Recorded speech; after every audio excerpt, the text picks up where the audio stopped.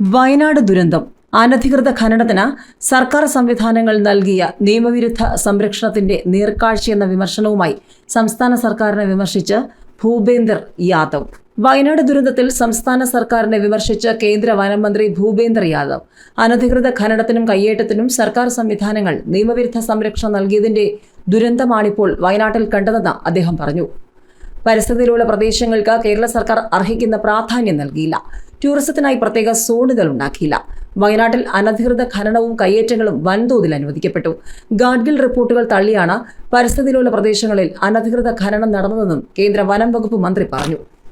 പരിസ്ഥിതിയിലുള്ള പ്രദേശങ്ങളിൽ അനധികൃത ഖനനങ്ങളും കയ്യേറ്റങ്ങളും നടത്തുന്നവർക്കെതിരെ സർക്കാർ കർശന നടപടി സ്വീകരിക്കണമെന്ന് കേന്ദ്ര സർക്കാർ നിർദ്ദേശം നൽകിയിരുന്നു. എന്നാൽ ഇതൊന്നും പാലിക്കാതെയാണ് അനധികൃത കയ്യേറ്റങ്ങൾക്ക് കേരള സർക്കാർ അനുമതി നൽകിയതെന്ന് അദ്ദേഹം തുറന്നടിച്ചു.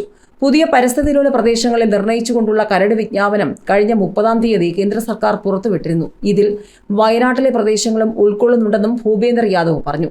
കേരളത്തിലെ കാലാവസ്ഥയെ സംബന്ധിച്ചുള്ള മുന്നറിയിപ്പ് സംസ്ഥാന സർക്കാരിന് നേരത്തെ തന്നെ കൈമാറിയിരുന്നുവെന്ന് കേന്ദ്ര ആഭ്യന്തരമന്ത്രി അമിത്ഷാ വ്യക്തമാക്കിയിരുന്നു.